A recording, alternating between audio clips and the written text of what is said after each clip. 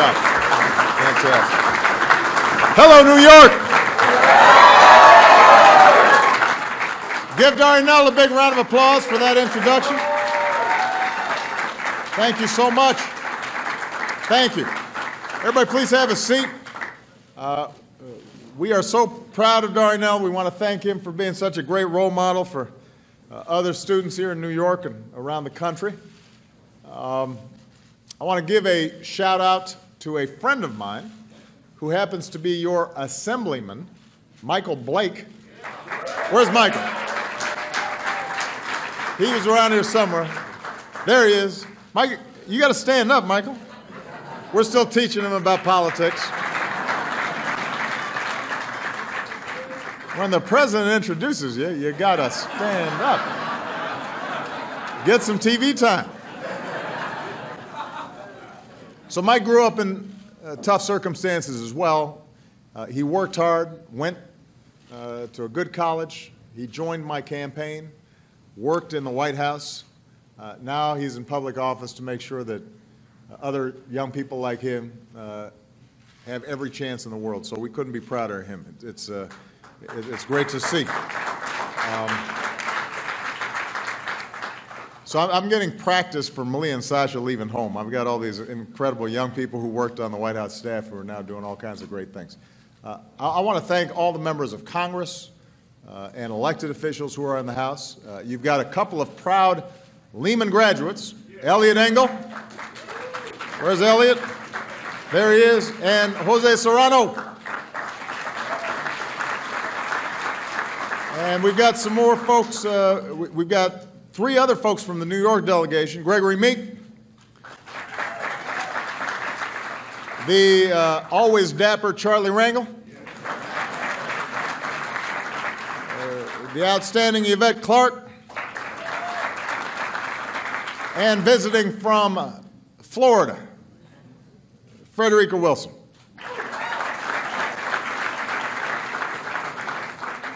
But they all share the same passion that I do, and that is making sure every young person in this country has opportunity. And that's why we're all here today. Because we believe in the idea that no matter who you are, no matter what you look like, no matter where you came from, no matter what your circumstances were, if you work hard, if you take responsibility, then America is a place where you can make something of your lives.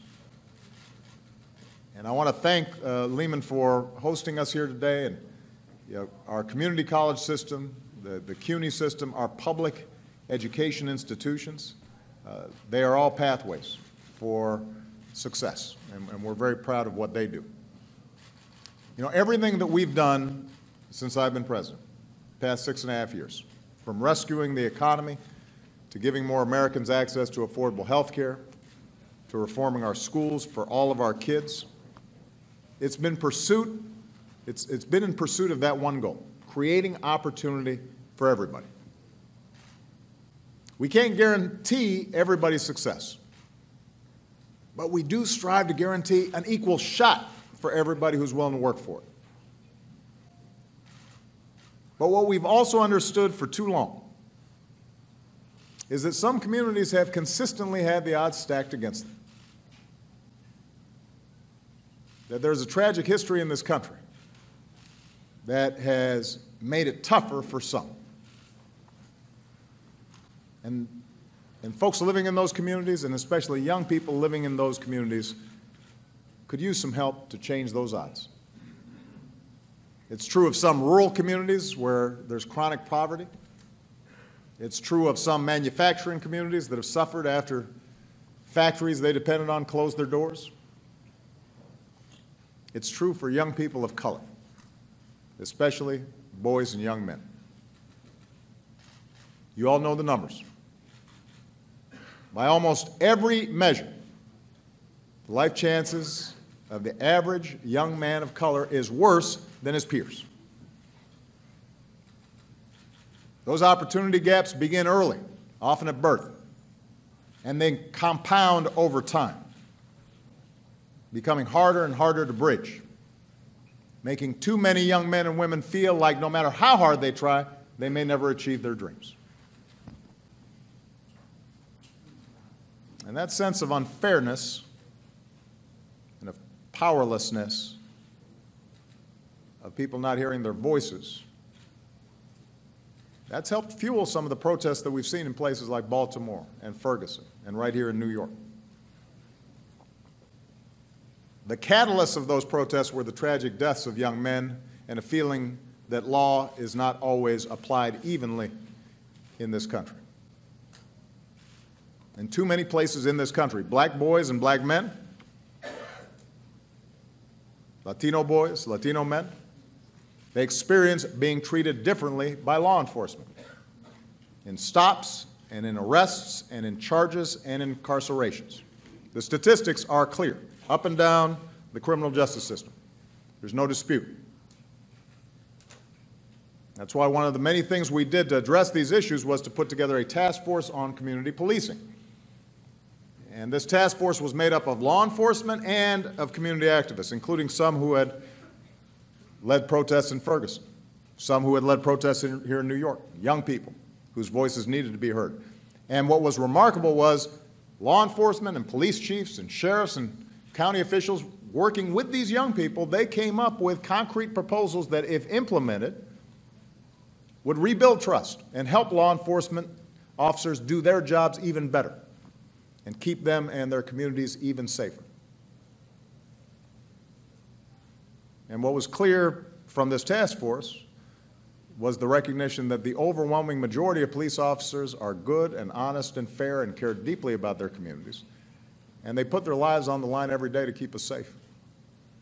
And their loved ones wait and worry until they come through that door at the end of their shift.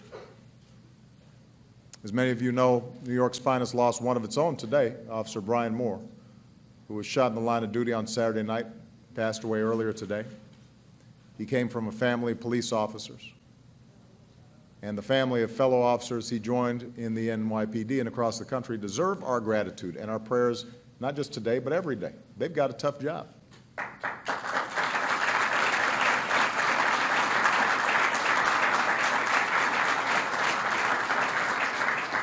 Which is why, in addressing the issues in Baltimore or Ferguson or New York, the point I made was that if we're just looking at policing, we're looking at it too narrowly. If we ask the police to simply contain and control problems that we ourselves have been unwilling to invest and solve, that's not fair to the communities, it's not fair to the police. What we gathered here to talk about today is something that goes deeper than policing. It speaks to who we are as a nation and what we're willing to do to make sure that equality of opportunity is not an empty word. Across the country and in parts of New York, in parts of New Jersey, in parts of my hometown in Chicago, there are communities that don't have enough jobs, don't have enough investment, don't have enough opportunity.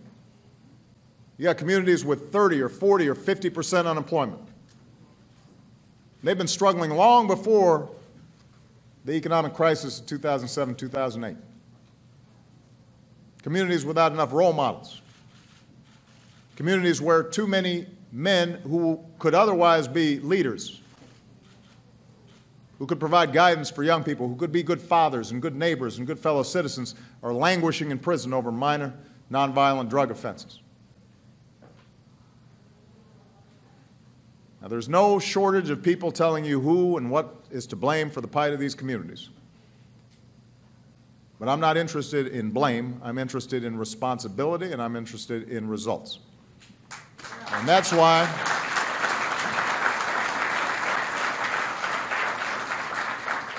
we've partnered with cities to get more kids access to quality early childhood education, no matter who they are or where they're born. That's why we've partnered with cities to create promise zones, to give a booster shot to opportunity. That's why we've invested in ideas from support for new moms to summer jobs for young people to helping more young people afford a college education. And that's why, over a year ago, we launched something we call My Brother's Keeper, an initiative to address those persistent opportunity gaps and ensure that all of our young people, but particularly young men of color, have a chance to go as far as their dreams will take them.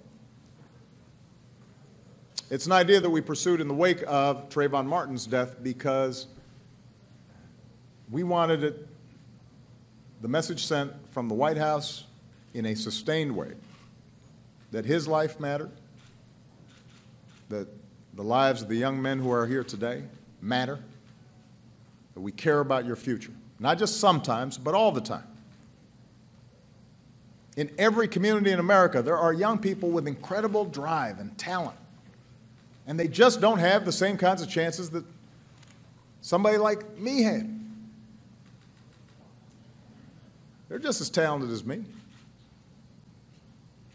just as smart. They don't get a chance. And because everyone has a part to play in this process, we brought everybody together. We brought business leaders and faith leaders, mayors, philanthropists, educators, entrepreneurs, athletes, musicians, actors, all united around the simple idea of giving all our young people the tools they need to achieve their full potential. And we were determined not to just do a feel-good exercise, to write a report that nobody would read, to do some announcement, and then once the TV cameras had gone away and there weren't protests or riots, then somehow we went back to business as usual. We wanted something sustained. And for more than a year, we've been working with experts to identify some of the key milestones that matter most in every young person's life, from whether they enter school ready to learn, to whether they graduate ready for a career. Are they getting suspended in school? Can we intervene there? Are they in danger of falling into the criminal justice system? Can we catch them before they do?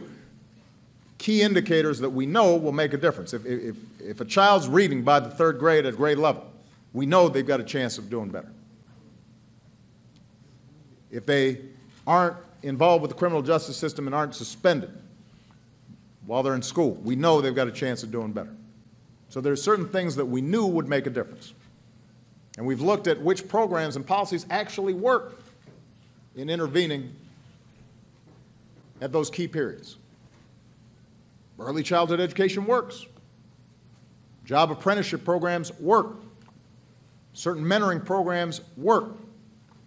And we've identified which strategies make a difference in the lives of young people, like mentoring or violence prevention and intervention. And because we knew this couldn't be the work of just the federal government, we challenged every community in the country, big cities, small towns, rural counties, tribal nations, to publicly commit to implementing strategies to help all young people succeed. And as a result, we've already got more than 200 communities across the country who are focused on this issue. They're on board and they're doing great work. They're sharing best practices. They're sharing ideas. All of this has happened just in the last year. And the response we've gotten in such a short amount of time, the enthusiasm and the passion we've seen from folks all around the country, proves how much people care about this. Sometimes politics may be cynical. The debate in Washington may be cynical, but when you get in the ground and you talk to folks, folks care about this. They know that how well we do as a nation depends on whether our young people are succeeding. That's our future workforce. They know that if you've got African American or Latino men here in New York who, instead of going to jail or going to college, those are going to be taxpayers. They're going to help build our communities. They will make our communities safer. They aren't part of the problem. They're potentially part of the solution if we treat them as such. So we've made enormous progress over the last year, but today, after months of great work on the part of a whole lot of people, we're taking another step forward with people from the private sector coming together in a big way. We're here for the launch of the My Brother's Keeper Alliance, which is a new nonprofit organization of private sector organizations and companies that have committed themselves to continue the work of opening doors for young people, all our young people, long after I've left office. It's a big deal.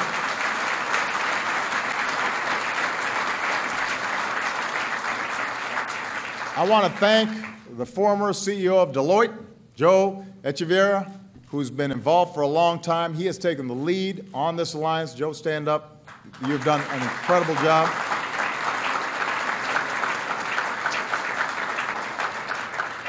Just like the My Brother's Keeper overall effort that we launched last year, Joe and My Brother's Keepers Alliance, they're all about getting results. They've set clear goals to hold themselves accountable for getting those results. Doubling the percentage of boys and young men of color who read at grade level by the 3rd grade. Increasing their high school graduation rates by 20%. Getting 50,000 more of those young men into post-secondary education or training. They've already announced $80 million in commitments to make this happen, and that is just the beginning. And they've got a great team of young people who helped to work on this. A lot of them from Deloitte. We appreciate them so much. We're very proud of the great work that they did. But here's what the business leaders who are here today, and Joe certainly subscribes to this, will tell you. They're not doing this out of charity. The organizations that were represented here, ranging as varied as from Sprint to BET, they're not doing it just to assuage society's guilt. They're doing this because they know that making sure all of our young people have the opportunity to succeed is an economic imperative. These young men, all our youth, are part of our workforce. If we don't make sure that our young people are safe and healthy and educated and prepared for the jobs of tomorrow, our businesses won't have the workers they need to compete in the 21st century global economy. Our society will lose in terms of productivity and potential. America won't be operating at full capacity, and that hurts all of us. So they know that there's an economic rationale for making this investment.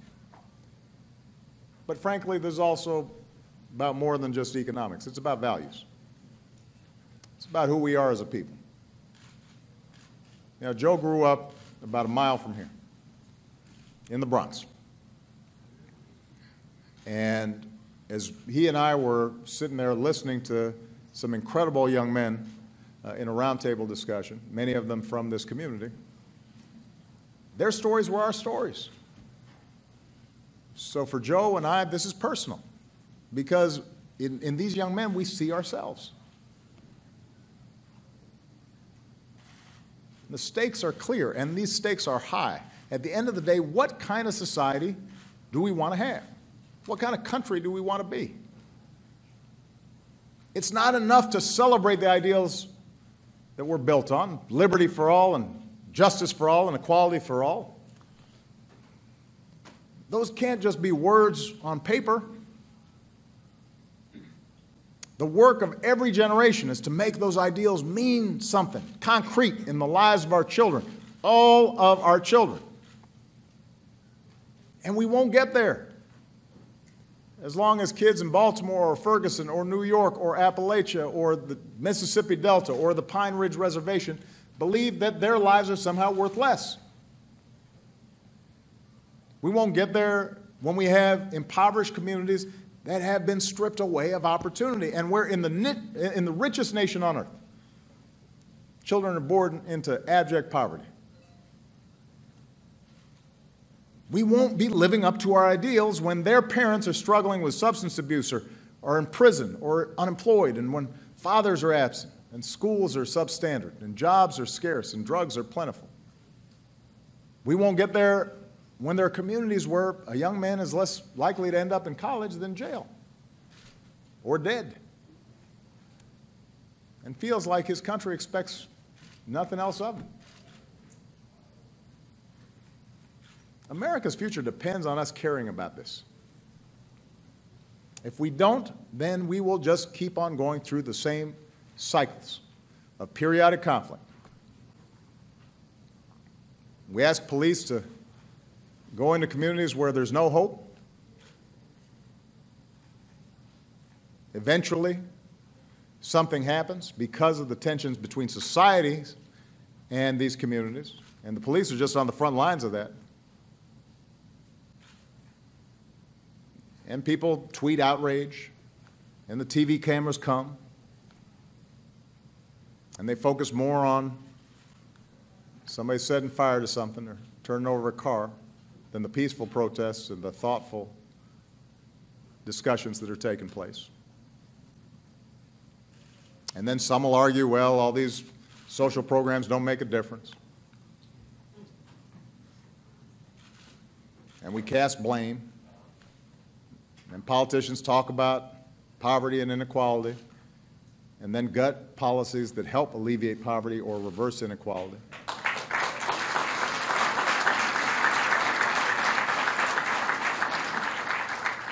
And then we wait for the next outbreak or problem to flare up, and we go through the same pattern all over again. So that in effect we do nothing. There are consequences to inaction. There are consequences to indifference. And they reverberate far beyond the walls of the projects, the borders of the barrio, or the roads of the reservation. They sap us of our strength as a nation. It means we're not as good as we could be. And over time, it wears us out. Over time, it weakens our nation as a whole. The good news is it doesn't have to be this way. We can have the courage to change. We can make a difference. We can remember that these kids are our kids. For these are all our children, James Baldwin once wrote. We will all profit by or pay for whatever they become. And that's what My Brother's Keeper is about. That's what this alliance is about. And we are in this for the long haul. We're going to keep doing our work at the White House on these issues. Sometimes it won't be a lot of fanfare. I notice we don't always get a lot of reporting on this issue when there's not a crisis in some neighborhood. But we're just going to keep on plugging away. And this will remain a mission for me and for Michelle, not just for the rest of my presidency, but for the rest of my life.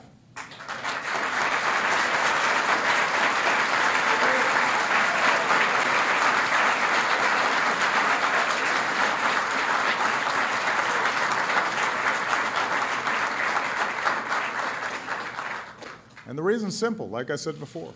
I know it's true for Joe, it's true for John Legend, who was part of our roundtable. It's true for Alonzo Mourning, who's here, part of our board. We see ourselves in these young men. I grew up without a dad.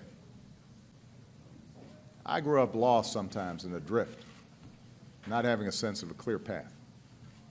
And the only difference between me and a lot of the other young men in this neighborhood and all across the country is that I grew up in an environment that was a little more forgiving. And at some critical points, I had some people who cared enough about me to give me a second chance or a third chance, or to give me a little guidance when I needed it, or to open up a door that might otherwise have been closed. I was lucky. Alex Santos is lucky too. Where's Alex? Alex is here. Stand up, Alex. So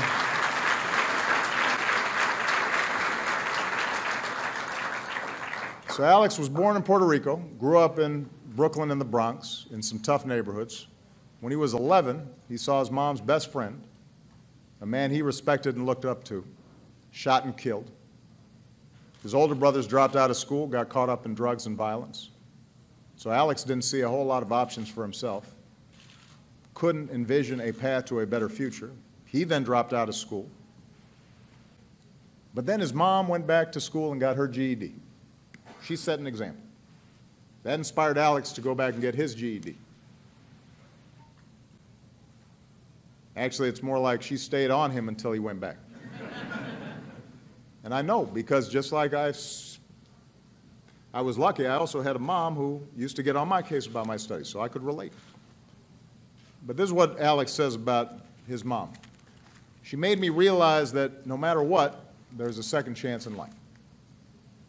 So today, Alex is getting his GED. He's developed a passion for sports. His dream is to one day work with kids as a coach and set an example for them. He says he never thought he could go to college. Now he believes he can. All Alex wants to be is a good role model for his younger brothers, Carlos and John, who are bright and hardworking and doing well in school. And he says, they matter so much to my life, and I matter to theirs. So Alex and his brothers and all the young people here, all the young ones who are out there struggling, the simple point to make is you matter. You matter to us. It was interesting during the roundtable, we asked these young men, incredible, gifted young men, like Darnell, asked them, what advice would you give us? And they talked about mentor programs, and they talked about counseling programs and guidance programs in schools. But one young man, Malachi, he just talked about, we should talk about love. Because Malachi and I shared the fact that our dad wasn't around. And that sometimes we wondered why he wasn't around and what had happened. But really that's what this comes down to is, do we love these kids? See, if we feel like because they don't look like us, or they don't talk like us, or they don't live in the same neighborhood as us, that they're different, that they can't learn, or they don't deserve better, or it's okay if their schools are run down, or it's okay if the police are given a mission just to contain them rather than to encourage them, then it's not surprising that we're going to lose a lot of them. But that's not the kind of country I want to live in. That's not what America's about. So my message to Alex and Malachi and Darnell and to all the young men out there and young boys who aren't in this room, haven't yet gotten that helping hand, haven't yet gotten that guidance, I want you to know you matter. You matter to us. You matter to each other. There's nothing, not a single thing that's more important to the future of America than whether or not you and young people all across this country can achieve their dreams. And we are one people, and we need each other. And we should love every single one of our kids, and then we should show that love. Not just give lip service to it. Not just talk about it in church and then ignore it. Not just have a seminar about it and not deliver. It's hard. We've got an accumulation of not just decades, but in some cases centuries of trauma that we're having to overcome. But if Alex is able to overcome what he's been through, then we as a society should be able to overcome what we've been through. If Alex can put the past behind him and look towards the future, we should be able to do the same. I'm going to keep on fighting, and everybody here is going to keep on fighting to make sure that all of our kids have the opportunity to make of their lives what they will. Today is just the beginning. We're going to keep at this for you, the young people of America, for your generation and for all generations to come. So thank you. God bless you. God bless all of us. God bless America.